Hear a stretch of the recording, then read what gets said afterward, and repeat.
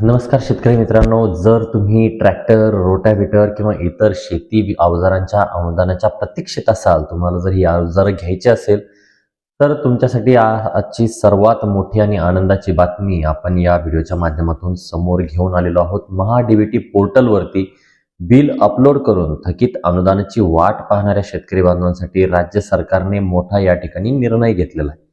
नक्की किती निधी मंजूर झालेला आहे आणि कोणाला पहिले पैसे मिळणार याबद्दल सविस्तर माहिती हा व्हिडिओ शेवटपर्यंत नक्की बघा. तुम्हाला प्रत्येक गोष्ट या ठिकाणी क्लिअर होऊन जाणार आहे.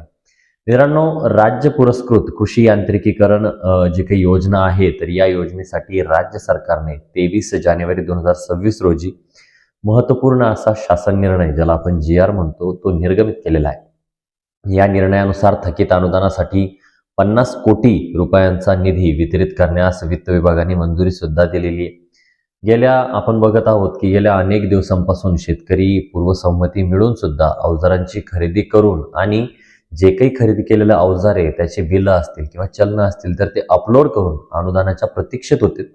परंतु निधी अभावी ही प्रक्रिया कुठेतरी थांबली होती. पण आता या 50 कोटींमुळे विलंब किंवा जे काही प्रतिलंब देयकांचा मार्ग जो काही आहे तर तो या ठिकाणी मोकळा झालेला आहे. आता निधीची आकडेवारी नेमकी काय आहे, तर आपल्याला माहीतच आहे की वर्ष 2025-26 साठी या योजनेअंतर्गत एकूण जवळपास 400 कोटी रुपयांची तरतूद या ठिकाणी करण्यात आलेली होती. त्यापैकी जवळजवळ 200 कोटी रुपये यापूर्वी वाटप सुद्धा करण्यात आलेले आहेत. उर्वरित जे काही राहिलेले पैसे आहेत, 200 कोटी रुपये आहेत, तर ती मागणी कृषी विभागाने या ठिकाणी केलेली होती.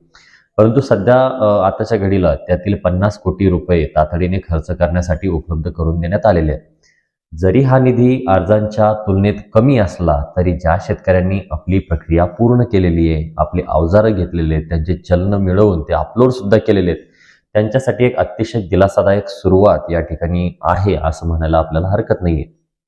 आता सर्वात महत्त्वाचा प्रश्न, हा पैसा नेमका मिळणार तरी कोणाला आहे?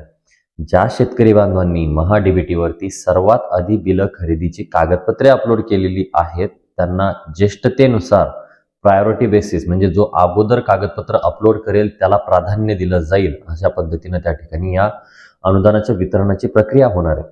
आता ज्यांची कागदपत्रे पडताळणी, ज्याला आपण व्हेरिफिकेशन म्हणतो, ते जर पूर्ण झालेलं आहे, त्यांच्या खात्यावरती थेट लाभ किंवा हस्तांतरण डी-बी-टीद्वारे रक्कम जमा होण्यास सुरुवात होणार आहे. मात्र लाभार्थी संख्या लाखोमध्ये असल्याने उर्वरित शेतकरी बांधवांना पुढील निधी येईपर्यंत थोडी प्रतीक्षा या ठिकाणी करावी लागू शकते. परंतु मित्रांनो, काळजी नसावी, लवकरात लवकर निधी या ठिकाणी येईल आणि आपल्याला पूर्वसहमती मिळाली की आपण लगेचच अवजारे विकत घेऊ शकता. शेतकरी मित्रांनो, सरकारने निधी तर दिलेला आहे, पण तो सर्वांना पुरेल इतका नक्कीच नाहीये, हे आपल्या सर्वांना माहिती आहे.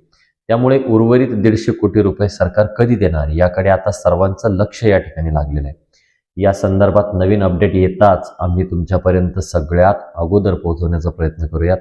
तुम्हाला ही माहिती कशी वाटली आम्हाला कमेंट बॉक्समध्ये नक्की कळवा. अशाच शेतीविषयक अचूक माहितीसाठी आपल्या शेती एक शेती चॅनलला नक्की सबस्क्राईब करा. त्याचबरोबर तुम्हाला पूर्वसहमती मिळून किती दिवस झाले, त्याचबरोबर तुम्ही चलन अपलोड करून तुम्हाला किती दिवस झाले, हे आम्हाला कमेंट बॉक्समध्ये कळवायला विसरू नका. भेटूया नवीन माहितीसहित, नवीन व्हिडिओसहित. तोपर्यंत धन्यवाद मित्रांनो.